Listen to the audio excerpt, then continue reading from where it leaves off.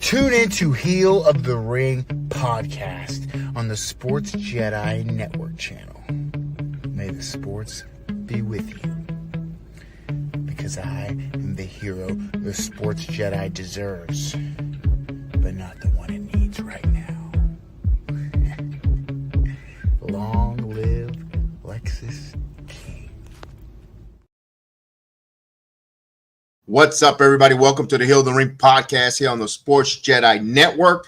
We are back to do our series here where we're interviewing. We have a special guest here. First, let me say hi to my co-host, Chris. What's up, Chris? How are you, buddy? I'm here, brother. Yo, you hear me, right? All right. All right. I don't know why my thing just was stupid. But what's up, guys? Yes, we are here. Another series of interviews. I'm excited for this one. A little familiar. We got one half of the Uptown Boys here, so I'm excited. Let's go. Let's go. And the face of the franchise, none other than Jarett Diaz, joining us here live on the Heel of the Ring. What's up, Mr. Diaz? What's going on? It's going good, guys. How are you? Thank you so much for having me. I appreciate it. Shout out Lexus King. Shout out Brian Pillman Jr. Had a couple of interactions with him along the way on this journey, so I'm excited to just talk about the journey here with you guys. Awesome. Chris, I'm going to give you the opportunity to throw out the first question. Well, yeah, sure. I really like your style of wrestling, man. I enjoy it. I've seen a lot of your matches, a lot of your clips. Who were some of your, who are the guys that you looked up to as a kid? And when you started training in the ring was, kind of like, I'm going to pick pieces from this guy's style into my own style. Who are some of those influences for you? Well, first of all, I appreciate it. That's very kind of you. Keep watching, keep enjoying.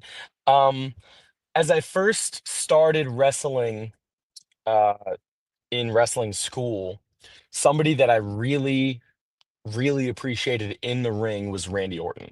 I feel like, and even still to this day, but when I started at least, Randy Orton was so smooth, so efficient, so explosive.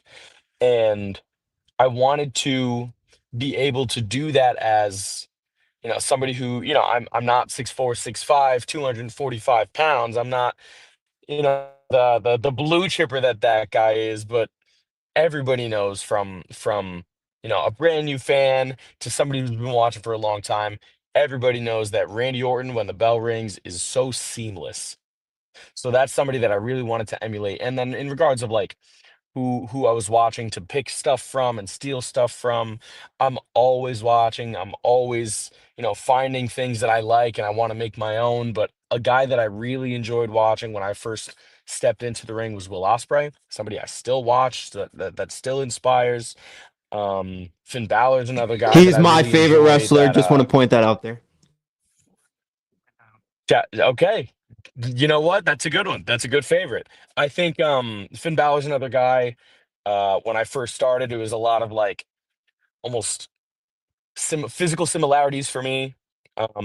Even in my very first match, pulling out the big like tope con hilo over top dive that Balor does, and still doing it to this day, 7 years later. So Balor's another guy. Close to the inspiration, not just with the move and with my finish, but also in the way that he carries himself from segment to segment and doing stuff off the show. And there are always inspirations throughout wrestling that I really try to pick from, try to emulate from, and figure out ways to make my own. I like that. Let me ask this question. How did you fall in love and say, I want to do this art that's called professional wrestling? Where did it begin? Where did it give birth? It's crazy because I fell in love so quickly. I fell in love the first time I ever saw it. And to tell the story is like it's very cool to reflect on it with the new experience that I pick up on, and I'll explain what I mean by that. Uh, my first real introduction into WWE, into pro wrestling was I was in the after school program at school. My parents both worked, and one of my classmates had a PSP, PlayStation Portable, and they're playing SmackDown vs. Raw '07. Shout out to the PSP because I loved that thing. And he was playing SmackDown vs. Raw, and I see this cutscene of Shawn Michaels, not even like an actual gameplay, but just a cutscene of Shawn Michaels tuning up the band, and boom, big sweet chin music in the middle of the ring. And my mind was blown. I had never seen, anything that cool before. Uh, and so I asked him, like, hey, like, what is this, man? He goes, oh, it's like WWE wrestling. You got to watch it. It's on tonight. It was, Monday, first day of the week. And at that time, the show was on at 9. I was 10, so my bedtime was 9. And I had to, Ooh. convince my mom to let me stay up a little extra long just to watch one match, just to see a little bit. And so I finally get to convince her. It's a few minutes into the show now. I find the channel guide. You know what a channel guide's about. And I find USA Network. And by the time I get there, match has already started. It's Jeff Hardy versus Umaga. And the very first thing that I see Oh, is Jeff nice. Hardy doing a dive either off the apron or through the ropes to Umaga. This is like January of '07. And that's my very first thing that I see in wrestling. So the reason I say like telling that story changes and it's cool to reflect on with new experiences is because I was just in Chicago this past weekend, not a couple days ago, but last weekend, with House of Glory. And Zilla Fatu is on the show. And I had met him a couple months ago at Hog, but we're in the Beautiful. ring for the first time together before the show, just stretching, warming up and stuff. And so we're getting to know each other, we're chatting and I tell him like, hey man, like your dad is actually the first wrestler I ever saw, like just ever saw in pro wrestling. And he told me like that's really cool. It's really special to, thank you for sharing that. I think as I continue to go on and meet my heroes and meet my peers and there's all this connective tissue in pro wrestling, and a moment like that really creates this bigger story for me in the world of pro wrestling. So I really like to reflect on that story. I love that. That was very nice because it comes full circle. You meet Umanga's son a couple years in that wonderful Raging War House of Glory. Am I correct? That's where you were wrestling there. Yep. This couple Yep. weeks Raging ago. War. Man, that was awesome. Awesome. You were in that six. By the way, that six-way scramble. How crazy is that one? Because you look like you're the king of six-way scrambles. You do a lot of them though, which I appreciate. It's I seem to be Thank you. Yes, I seem to be a staple of the House of Glory suicidal six ways as of late, which is fantastic. They're in their own right a staple of House of Glory's existence, especially in recent years. So like having one of the best independent promotions, not just in my area, but in the US, in the world even, and it's not too far from home over there in Queens. I'm living in the Bronx. Uh, to want to be a part of that institution of independent wrestling being House of Glory, it's not easy. A lot of people come and go and aren't able to really break in, but I had some good people in the locker room that were, really, really championing me as best they could. House of Glory gave me the opportunity, and I haven't let go because I've been featured on a lot of Hog shows since. Awesome to see that, and I can't wait for you. I see you have the Coastal Championship Wrestling. I know you're wrestling in Kissimmee, Son of the Beach. I live in Orlando, Florida, by the way. So next time you do Coastal, now that we There you established go. this connection, I have to go see you at the Son of the Beach. I dance a lot of times there on Sundays when there's no wrestling. Yes, Many years ago. So that's a now cool I want to go spot. see It's you a when you cool wrestle. spot. It Shout out is. It CCW. is. So next Definitely. time you're in the I CCW, was I want able to go to. check it out. Yeah, I was able to come back into Orlando, having really had a long stay, 2.5 years or so, from 2018 through 2020, really 2021 because COVID closed down a lot of 2020. COVID. Wrestling in Central Florida and in South Florida and West Florida as well. Before I was able to move back home to New York and continue my journey here. So it was a really cool experience to come back to Central Florida, and I definitely plan on being back at CCW, but I know that I'll be back in Florida uh, June 9th, with WWN, and July 13th and 14th with FIP and WWN as well. 14th, and what was the other one? Was the other one? 13th and 14th and July 9th 13th as and well. 14th. Okay, So definitely, because I want to I've make got sure. some Florida stuff happening, which will be cool. Nice, awesome. Yeah, because I when you mentioned your journey in Florida, I saw you'd worked in AEW Dark Elevation. I mean, you've been on some big stage, and you have wrestled and shared a ring with a lot of known wrestlers there. So I'm pretty sure you must have retained a lot of good stuff, and also seen a lot of stuff that you don't want to retain either. How sometimes you just say, man, I was a kid watching PSP, and now I'm in the ring with, you belong. How does that make you feel? Because, by the way, I feel proud that I'm a Bronx guy. Bronx, went to Lehman High School, grow abrupt dogs. I waved the Bronx flag game all the way in Orlando, Florida, and you know that. And I am hearing you and Matt.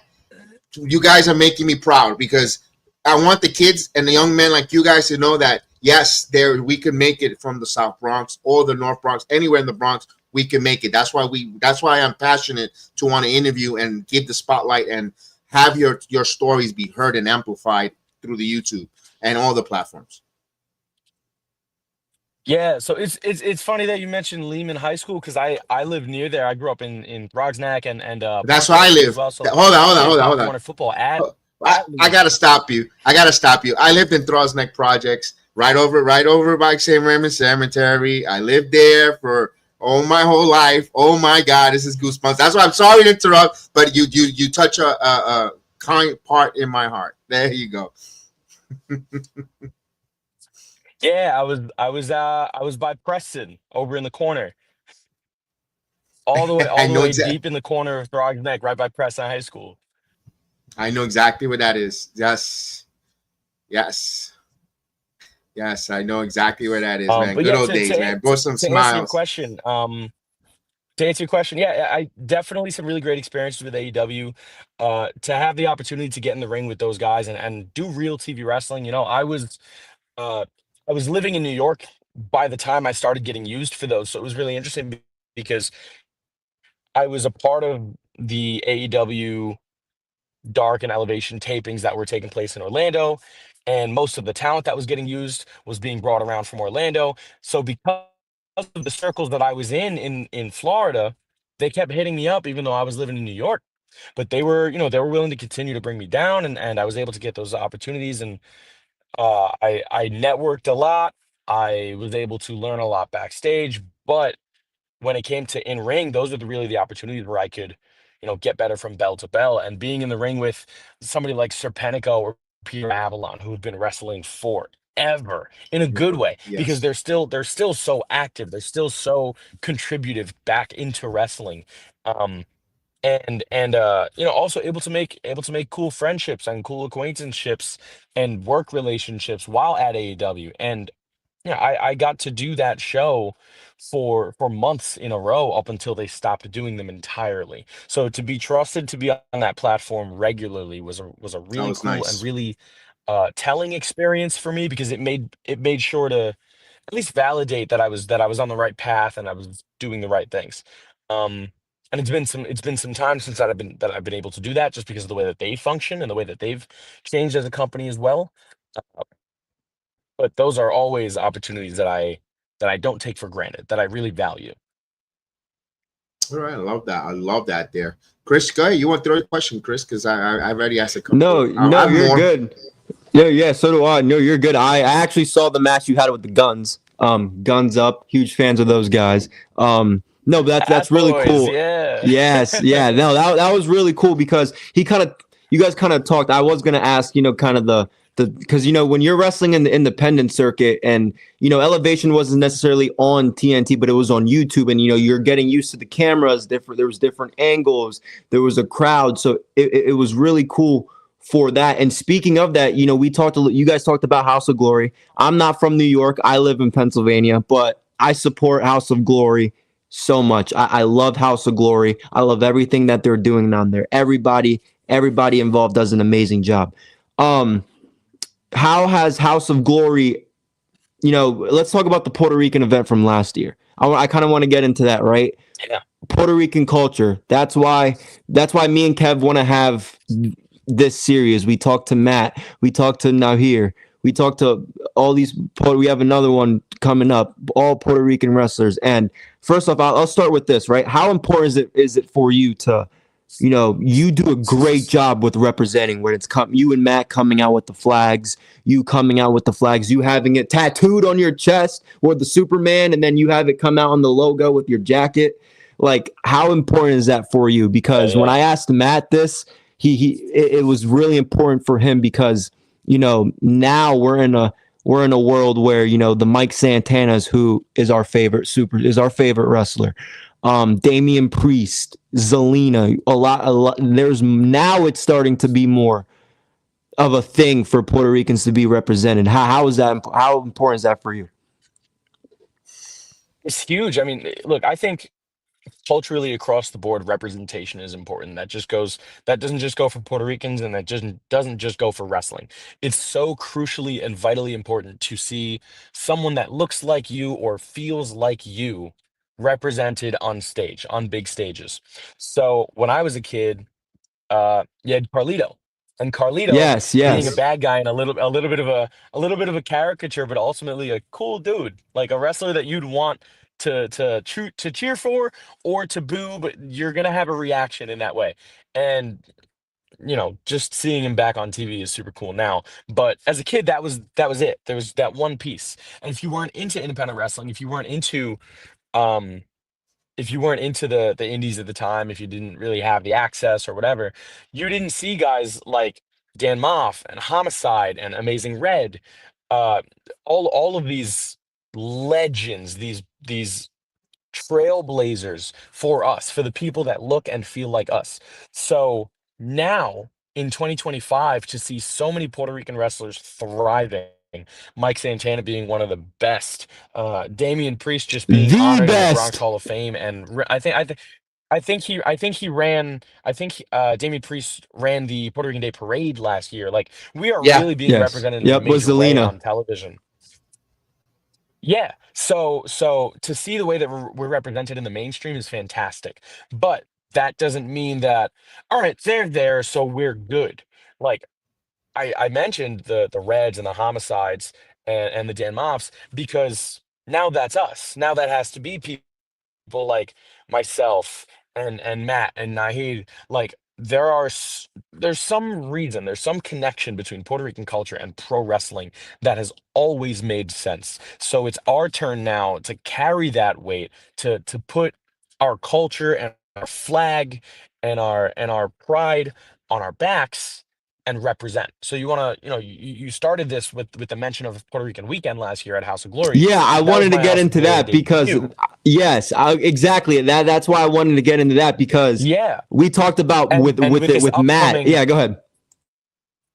with this upcoming event, with the Puerto Rican weekend coming up, oh my God, how excited am I now, being a member of the House of Glory roster, to be able to be a part of this big event and feel even more welcome than I did before. Because let's be honest, and I'm sure Matt spoke on it as well, walking into an event anywhere in this country, anywhere in this world that I've been able to wrestle, your Englands, your Germanys, anywhere here in the States, you see a lot of crowds that look like a lot of different things. But for Puerto Rican weekend at House of Glory in Queens, New York, every single person in the crowd feels and looks Yes. like me. It And was they get to look back at amazing. me Oh, and it feel looked that great. representation and feel that passion.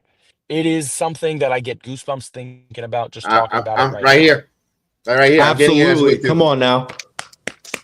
No, it's Yeah. awesome. That's why, and again, it was so good. It's so cool because that whole, if I'm not corrected, again, you're not going to find two guys in the community. I said this to Matt. I'll say this forever. You won't find two guys in the community like me and Kev that talk and put over Mike Santana the way we do. Oh my God. Yeah.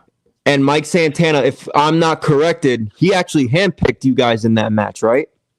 So Yes, sir. I was at so I how was did at that feel for the Godfather right now doing it with the Bronx Wrestling because he's on TNA, he was on A, like he's yeah. really having the how did it feel for him to kind of be like, I want your partner, I want Matt be a part of my event, like it must have been so special. So I had a triple threat match a couple of weeks prior at a promotion called We Are Wrestling, and as we champion Puerto Rican culture in pro wrestling, We Are Wrestling is one of those places, owned by Puerto Rican Pete Rosado, run right here in the Bronx.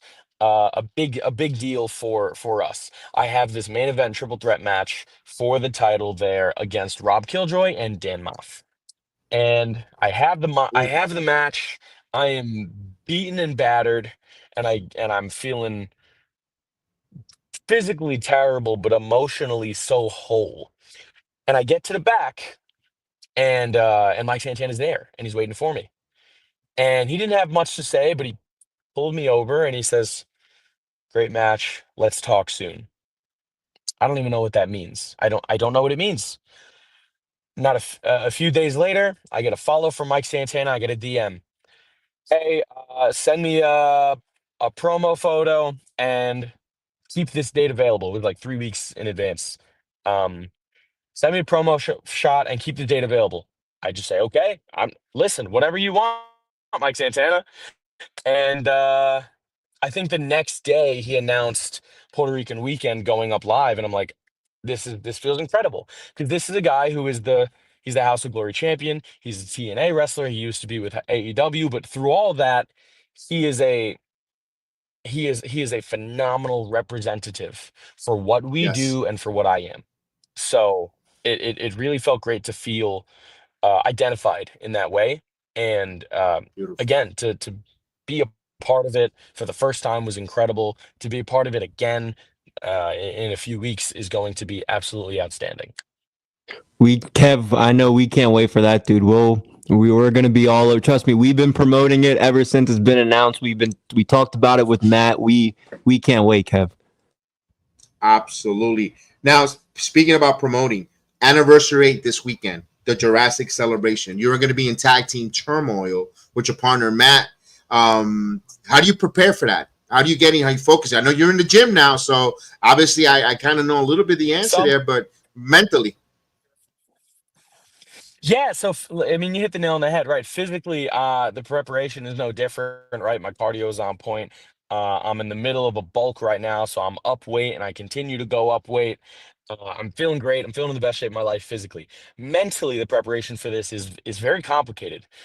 Fortunately for me, we just had a tag team multi-man match, tag team triple threat ladder match this past weekend at Loudy's Wrestling in Queens. Multi-man tag matches. First of all, I am not primarily a tag wrestler. So anytime I have a tag team match with Matt, having Uptown Boys work is always a challenge for me because the way that I prepare mentally, the way that I game plan, the way that I think is very different. I am a football player at heart who was raised in that game, and so film study and game planning is everything for me. And as I brought my passion to wrestling, my tactics come with it. So film study is huge. I gotta know everybody that's in my match. I gotta make sure that I'm game plan for everything that they have to throw. And this is an even bigger match.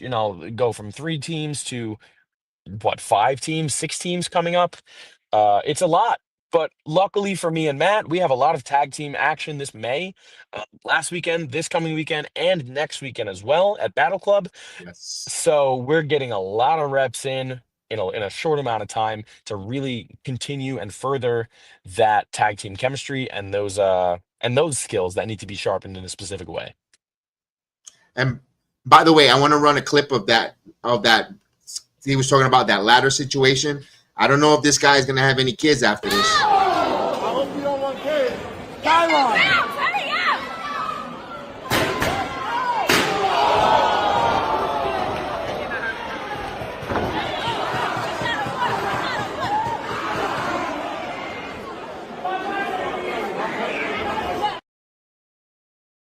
Uptown Boys, yes Oh man, indeed. you're gonna make me feel bad. I don't want to watch it back. I already heard him once. Hey, we got to give you your I wish flowers, man. I could take credit. I wish I could take credit, but that was completely Matt's idea. I would never think of something so sick. I mean, if the guy brings a chancla, he has to be mentally sick, man. Because nobody wants to get with a chancla. You know, No, we're real quick, Kev. Since we're on the subject Yes. of Matt, again, we interviewed him 3 weeks ago. It was amazing. We still keep in touch. He's a great dude. I'm curious to know what you mentioned before. You just said before, right? How tag team wrestling maybe was getting used to, or maybe you were new to, or you weren't really a tag team wrestler at first. How's kind of been teaming up with Matt, the rise of the Uptown Boys? How's that whole run been? Because you guys are, excuse my language, but you guys are fucking killing it right now. Like you guys are killing it. How's no seriously? How's it been? How's the rise of the Uptown Boys? I genuinely am still figuring out, not figuring out. I'm still enjoying the figuring out process, I guess. So when I first started, and to this day, I'm a part of a group called the Rapture. If you're down in the Florida scene, Jay Sky, Richard Adonis, in my humble opinion, the absolute best tag team straight up on the independent scene. That is what they do tooth and nail. However, when I was a part of whenever we are a group together, they are a tag and I am a singles, or we are a trio. I do not Got you. step into the ring and pitch in and tag with one of the two of them individually until it's absolutely necessary. So in my journey along my first 4 years of wrestling, I was not doing any tag team wrestling. And then here comes this tag team opportunity with me and Matt. Matt and I became friends pretty quickly when we met, training with the guy Steve Pena, and just You getting in guys the had a ring match against each other and getting before, after right? it. Earlier on. We had also wrestled each other. Having only tag team wrestled one time, we then went and had a one-on-one match. So like we were still figuring out the team chemistry, and we've got the team chemistry because we get along super well. He's one of my best friends in this business, but my focuses are so frequently singles competition, and whether it be stepping into the ring as an antagonist, or stepping into the ring and hoping everybody loves me, it's still singles wrestling. So transitioning into tag team wrestling as infrequently as I do, there are still uh, trip ups and slip ups and mistakes that can be made. So part of Okay. my, I guess, my pursuit of excellence is also figuring out how to be that much better with tag team stuff. And so that's, training with Matt, cutting promos with Matt, talking about ideas and pitching different things to each other, just to make sure that when it is the day of the show, that when it is the day of the event, we know exactly what we want to do. And like I said before, you guys are absolutely killing it. And you guys are I again, me and Matt talked about this. You guys are going to be really, really successful, both of you, in this business. Real quick before I throw it back to Appreciate Kev, that. I am an ex football player. Had to quit because what position did you play? Wide receiver. You're a wide I played receiver guy. quarterback. I Oh, played quarterback. Oh, okay, okay. I like that. I like because now Don't you do got. that. Don't do that like No, it's I'm just, dude. It, I'm a it's dude. Football's my. If it's not wrestling, football's my passion. Like football. Like when I cover football on the channel. I'm breaking down Sure. X's and O. Like I love football. So I just wanted to throw that out there. Go ahead, Kev. no, he's hell got yeah. the name of So the face I of the played- the face of the franchise says it there. I mean, I No, figured it was yeah, quarterback. exactly, yeah, I okay, figured yeah, it was true, quarterback. True. No, the face of the true. franchise. The face of the franchise, the quarterback of the company. It's more than just like nicknames. These are reality. There are semblances of reality that I try to bring from that background into my wrestling I and love into my that. real life. I love that. It's a big deal for me, and I even when I fell in love with wrestling, I had already been playing football for a couple of years. I had played football since I was 7 years old, like tackle football. So I always knew in my head, I was like, hey, I'm gonna take football as long and as far as it will take me. And whenever that's done, I have this wrestling thing in my back pocket that I'm in love with, and I'm still an athlete. So whenever wrestling's over, whenever football's over, here comes wrestling. I do not stop being an athlete. I do not start being a performer. I just transition. And so that's what I did at 22 years old. So did you, when you were in high school, did you originally like, was it like, hey, because if correct me, you did graduate from university, did you go to Full Sail in Yep. Orlando. Full Sail. So you went to Oh my God. so So his, my college journey was. his sons go to Full Go ahead. Sail.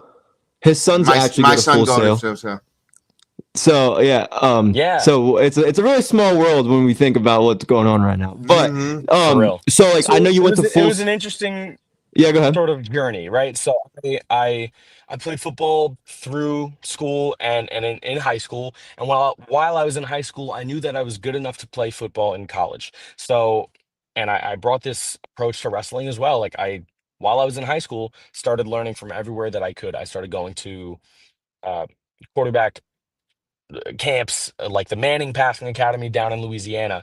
I started working with Mike Kafka, who's now the offensive Yeah. coordinator My a at couple of my friends went West. down to that camp. Yeah, the Manning camp in Louisiana. Yep.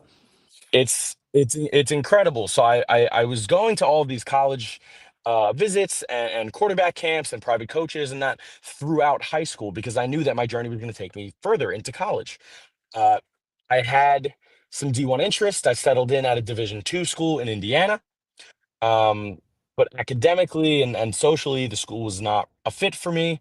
I moved back home, went to community college, went to Westchester I Community, did the same and thing, that's brother. when Yep, I feel you on that. I feel you it's a on. great Yep, move when you're not sure where you stand. It is a great move. absolutely. So I And especially yeah, for you that I wants to recommend pursue it an for anybody. independent wrestling career, especially like for me, like I did it. I got hurt. I went. I was like, I want to be close to home college football or a community college. College football is not for me, and for you for wrestling, right? Going to community college probably gave you more time to focus on a wrestling career because you're not in campus. You're So not going to all these it team gave me a chance practices. to refocus. Right. Yeah, it gave me a Yes. chance to refocus. And when I was at community college, I actually started. I did some wrestling school. I went back to Create Pro, which is where I initially trained. But I took Yeah. that Okay. time to figure out. Yeah. All right, like I took that time to figure out I love football, but football's done. What else do I want to try in this little, community college time, a year and a half, 2 years, before I continue my 4-year degree and start wrestling? Because that's what I knew I was going to do. And so I started taking film classes. I started taking acting classes at James Franco's studio in the city. I started playing instruments. I started writing, and I just started testing the waters on all these different like artistic. And it wasn't until I picked up broadcasting, sports broadcasting at my school, was Yes. at community Dan, when I realized like, Dan all right, like Patrick, this right? is what I want to pursue my degree in broadcasting. So I went to Full Sail and they have the Dan Patrick School there, which is incredible. Yeah. It's super hands-on. And Full Sail has that relationship with WWE for a long, long time. Right. Mm-hmm. So I knew that that was the path that I wanted to go down. I started Full Sail broadcasting and I start outside of Full Sail. Oh, well, we'll get him back in a second. Oh yeah. No, we're good. He'll be on for a full second right there. That's pretty cool. That's pretty I cool. like Yeah, that. I have a follow up too. I do have a follow up. See, he'll be back on in a second. Yeah, that was a pretty good one because seeing where there's also alternatives. He didn't settle just with the wrestling. He kept getting himself educated, which was really good. I loved about that journey from Jarett. We'll get him back on in a second. There he is. He's back on. Let's bring him back on. There we go. Hey guys, sorry, I don't know what happened there. No, you're good, brother. No worries. But anyway, yeah, I was doing sports broadcasting at Full Sail, and I was wrestling school full time outside of that, and I was really able to pursue my path that way. It's a little bit of a windy road, but sometimes life just is that way. No, and you talked about your broadcast. First off, I didn't know that was what you went to school for, broadcasting. And now that you say that, I want to follow up on this real quick before I throw it to Kev. Right, you seemed really in your element. You did the Jake Paul and Mike Perry fight. You got to interview guys like Logan Paul. You've interviewed O'Shea Jackson. You've interviewed Boricua Amanda Serrano. You seemed in your element when you were kind of what we're doing, right? Talking on the microphone, talking to people. Is that something? Obviously, you're an incredible wrestler. You have a hell of a wrestling career ahead of you. Do you when you see athletes, right? Like when they transition, like from ESPN, like when they're doing sports or whatever, and they go to ESPN or like ABC and they do talk shows. Could you see now if you have the background, you have the resume? Is that something maybe in the future you might want to see yourself, kind of getting back into that space? because you do really good at it too. Yeah. Thank you. And 100%. Like, I have wrestling and I'm pursuing wrestling as hard as I can. But I also have my shoot job, my quote unquote degree pursuit, right? Like when I was at Full Sail, I also, because of that relationship, I was able to intern at WWE at the Performance Center, and I was in there twice to three times a week, and I was at NXT live shows in Florida, and I was backstage at That was NXT the black tapings. and gold Like I era, was, right? yes, and I was fully immersed in that world where I was like sitting next to Tom Phillips as he's feeding lines to like Morrow or Nigel or Beth Phoenix, and I'm again fully immersed in this broadcasting world while I'm also like taking classes from former ESPN producers and NBC sports directors. Like that's the world that I lived in outside of my wrestling. So uh coming out of college, my first job opportunities was with WWE, and I was working at the headquarters in Connecticut. I was editing on NXT UK. I was a PA on The Bump, and I was able to shadow and I was able to learn so much with broadcasting and production. So like I loved the on-camera stuff that I got to do with MVP, the Jake Paul, Logan Paul, Mike Perry, Amanda Serrano, like all of that stuff was fantastic. And I continue to pursue opportunities like that, whether it be on camera or editing or writing, because that really is the world that I feel very, very comfortable in. But right now, within wrestling, uh, outside of the stuff that I was doing with WWE, commentating, ring announcing, panel hosting, all of that stuff at the PC, I want to be in ring as much as possible. So as much as I enjoy doing stuff in on commentary or interviews, I I very much keep that side to my day job, and I keep my wrestling in the ring. The Gotcha. transition period, the transition period comes when my body starts to let me know that it's time to slow Got you. down, and I'm nowhere near slowing down. Oh, hell no, absolutely not, dude. Like I said, long career ahead. Go ahead, Kev. I have a question. Now you were in Full Sail, black and gold. Did you ever have a tryout for NXT?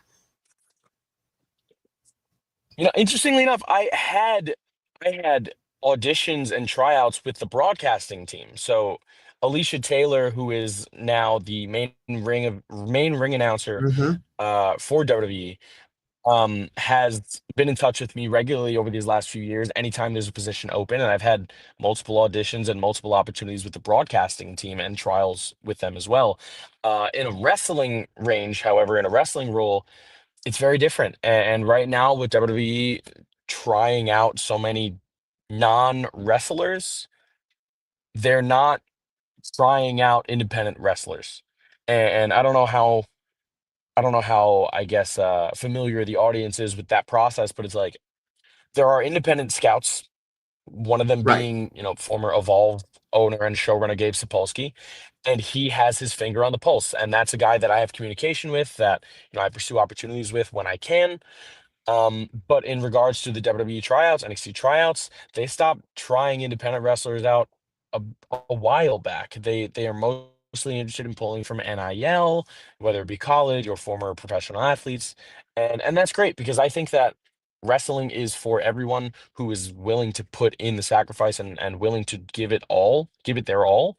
Everybody has a different path, and my path has taken me to the independent scene, which means that my path into WWE is a very specific one. So that's just the journey I'm on. Here's one thing, and you have a little bit of a little similarity to Trey Miguel. Like you kind of I get that sometimes.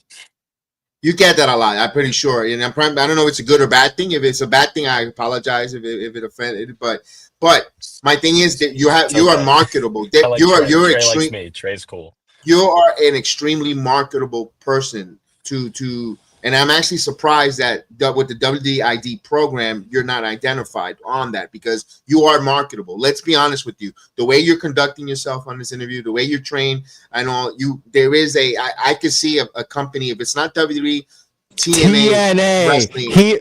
Imagine Jarett definitely. Diaz versus KC Navarro, or Jarett Diaz Oh my versus God, Leon that's a hell of a Slater, match. or Jarett Diaz versus Ace Austin. I mean, come on. I'm trying to get let's these matches go. out here. You know, Casey's the guy that I've been on shows with, that I've trained in ring with. Ace Austin's a guy that I've been on shows with, that I've trained in ring with. I am definitely trying to get those matches out here. But hey, if you're a fan of TNA and you think Jarett Diaz belongs on TNA, let them know, I think so. because there's only so much There, that I can do. All I can do Oh, is keep trust me, showing out. You know. we will. We will. we're going to be contacting Dreamer in the group because and Lance Storm and because believe it or not, All because right. listen, Dreamer, this is what I know what Dreamer's going to say. Send me your tape. That's all he's going to say. Send your tape. Bug him because he's a man of his word. One thing I can say about Dreamer, I don't know him personally, but one thing I've heard from rumors and stuff, he's a man of his word. To bring him his tape, the guy's obsessed. The guy lives and breathes wrestling. He still watches Mid-South and watches wrestling before to go to sleep, like it's a bedtime story. If send your video to him, he'll look at it, and I'm telling you, I think now it's not because we're trying to blow smoke because you're with us here, but we see this. We see what you do in the ring. We see that. We know that there's a bright future. And remember what in the movie Bronx Tale, nothing's more sadder than wasted talent. I'm not saying you're wasting your talent. Don't misinterpret it. We want to see it. We want to see it elevated. I hear you. We want to see it elevated to another level because at least these two guys here are going to be cheerleading you all the way. I appreciate that. And look, I feel the same way. Wrestling works in an interesting way. Sometimes you want to run through a door and let people know that you're there. And that's not always the right approach. But trust me, I am pursuing in all of the best ways that I can to continue doing this. Because look, as much as I enjoy the job that I do that pays my bills, all I want is for wrestling to pay my bills. So I am pursuing as many opportunities as I can to make professional wrestling my real life living. And we're here for that journey. We're here, and we want people to hear that journey, and we're going to make sure that it gets amplified or any way we can. Yours, Matt, Narir, anyone, we want to make sure that it gets amplified. That's at least what we could do our part, and also anyone that's listening as well, do your part easily. That you see, I'm going to put this in a moment scrolling down. There's a merch store. One thing that you could really, really, really tell these men and women that are out there in independence, buy their merch, buy a t-shirt, buy a shirt, buy something, because it helps them. Trust me, when they get up early in the morning to do their 9 to 5, and they have to go train in the gym, sometimes they have to put their life on hold, being a father, being a husband, being a brother, being a son, because they're training, trying to pursue a goal. So one thing when we do our responsibility, instead of bitching and complaining and saying, oh, this wasn't good or be negative, let's be positive and let's go and support. That's why I think, listen, right now, the major companies, everyone's complaining. What's the biggest complaint? Tickets are too expensive. We're being outpriced. Guess what? The independent shows aren't being outpriced. If you live in New York, Bronx area, go to the Bronx on the 31st. You've got a big show coming up where you're going to see, or New Jersey, Ridgewood, New Jersey, this Saturday.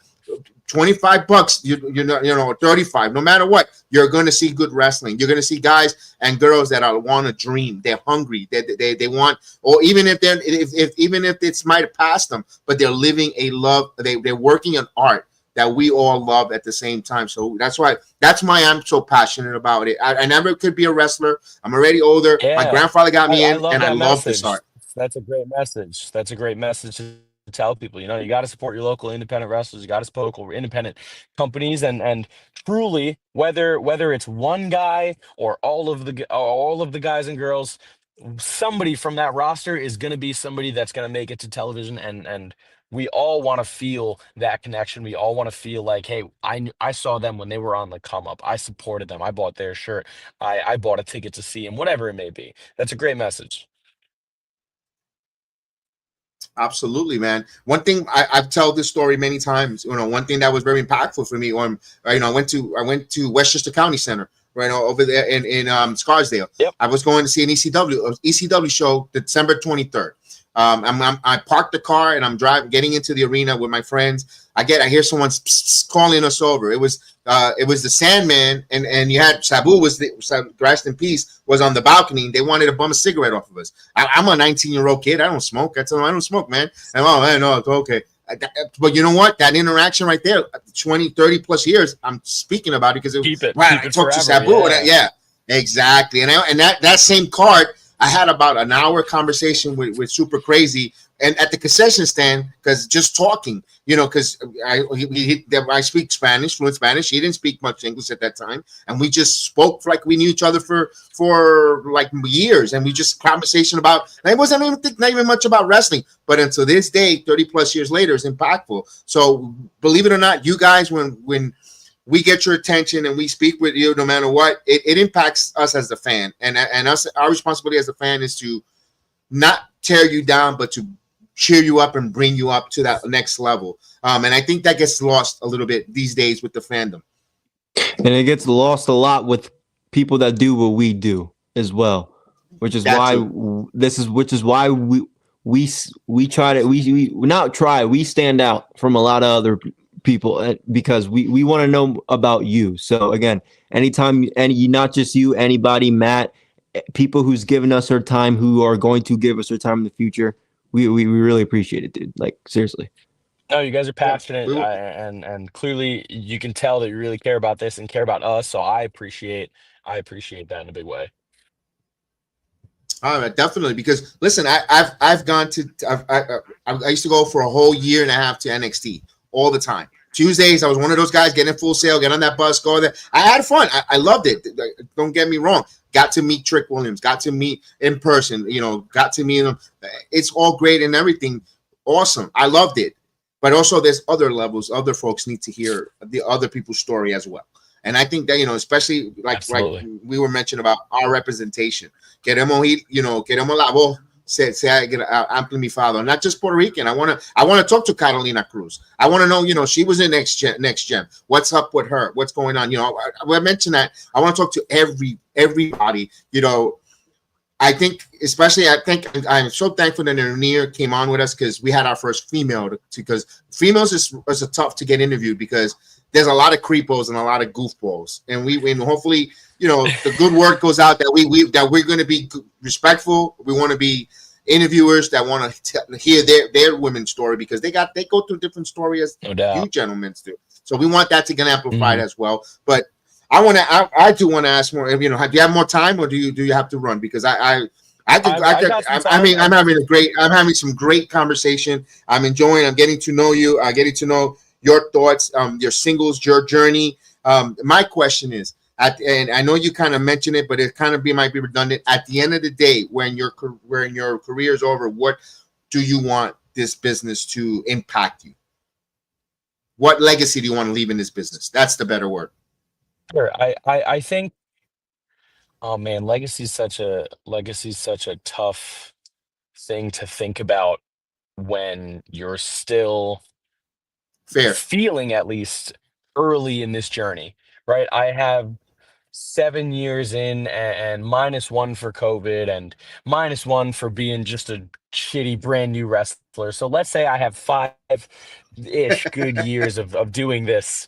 Um, no, I think it's tough to think about, but I guess I would just have to consider what's important to me now that will still be important to me when I'm done.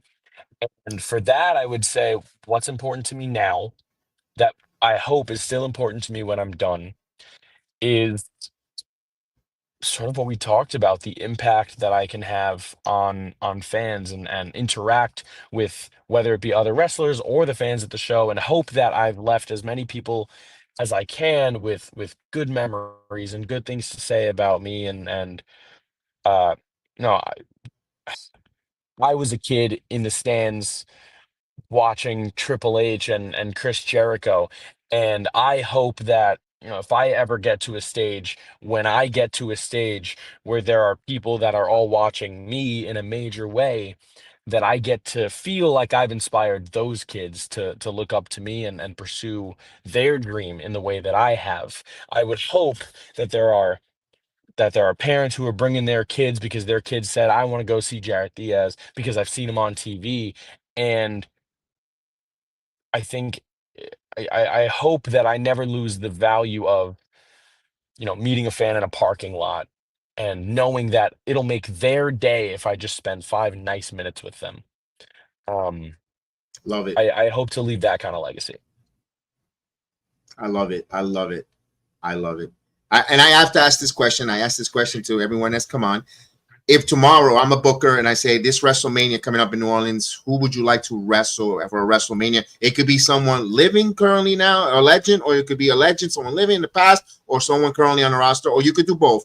I always like to ask this question, and I want to ask that to you. If I have the creative pencil, and I'm going to say, I book it, who do you want? It's a great question, and a hard question. I think I have a couple of dream matches, like dream matches. And Chris, you're gonna like this because Will Ospreay's at the top of that list. I And will. if I you're will telling me spend that any amount of money to see that match. if you're telling me that WWE is gonna let me choose whoever I want, then why would I That's leave right. it limited to the WWE I will roster? pay I will pay I anything say for it's that. Will Ospreay. I would love that match. I've told All right. promoters, and I hope they hear this. I I've saw told your promoters, list. Don't if you worry, I get- saw your list. I saw your list, and your first one, it didn't just say Will Ospreay. It said Will fucking Ospreay on it. I told promoters this. And I hope they hear this. I said, if you get me the Will Ospreay match, you don't have to pay me. I'll pay you. Give me the match. Wow. That's No, a dude. I would That's love a it. dude that I think gets the best out of every single wrestler he has ever stepped in the ring with. And there are more like him. Yeah. There are Kenny Omegas and Daniel Bryans and AJ Styleses.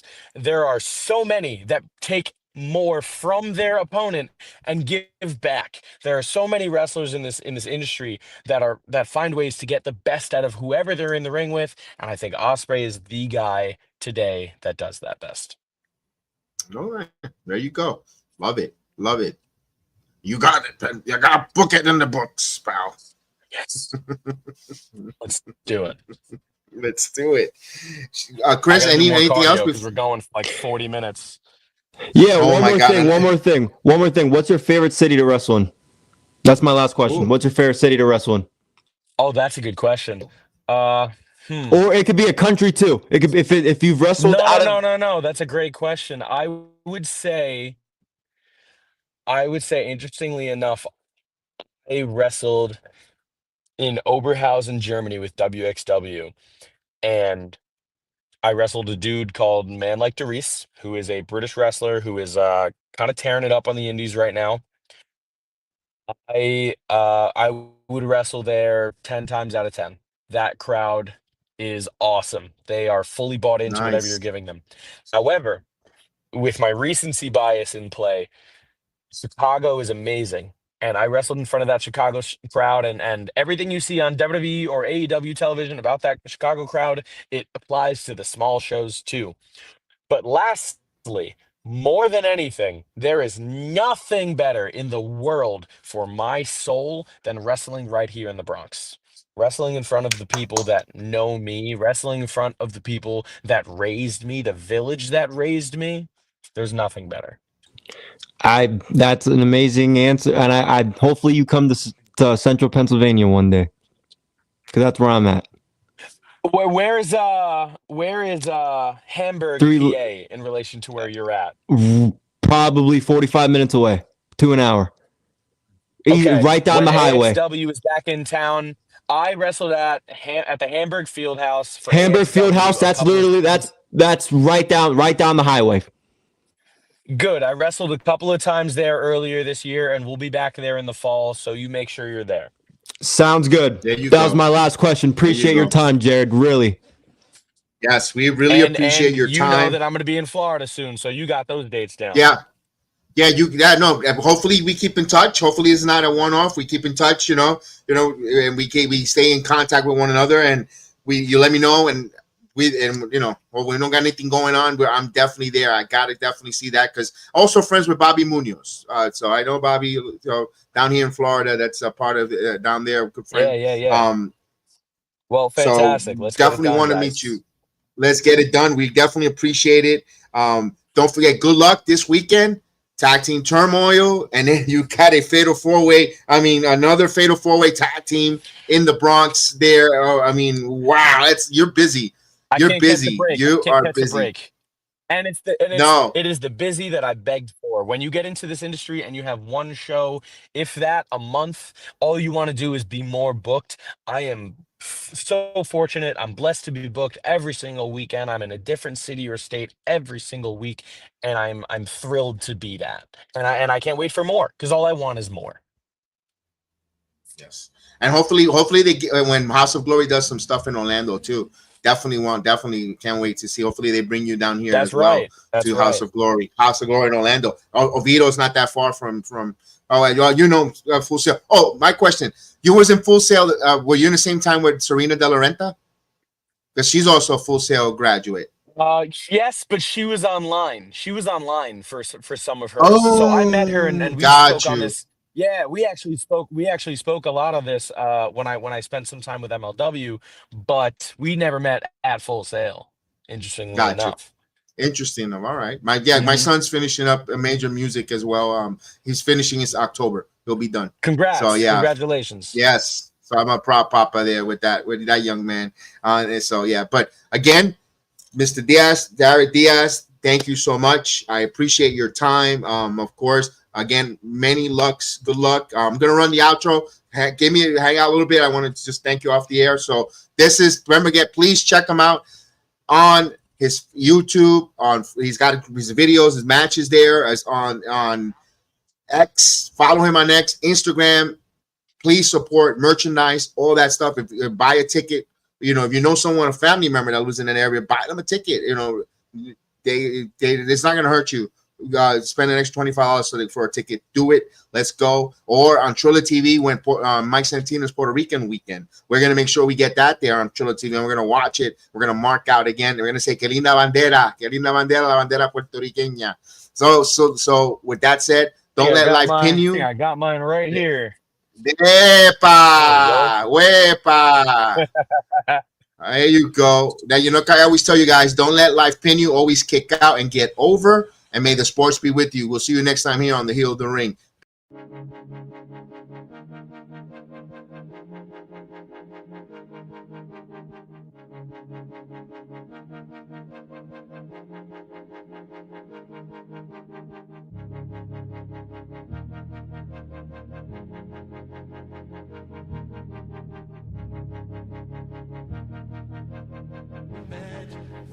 Thanks for telling us who lives in Nashville.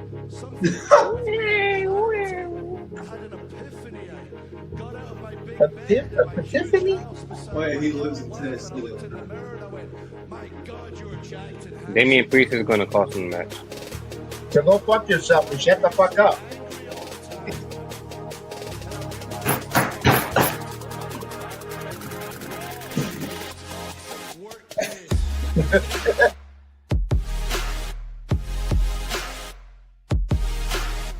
There's nothing wrong with someone where you can use someone to elevate your status, but don't hurt the fan.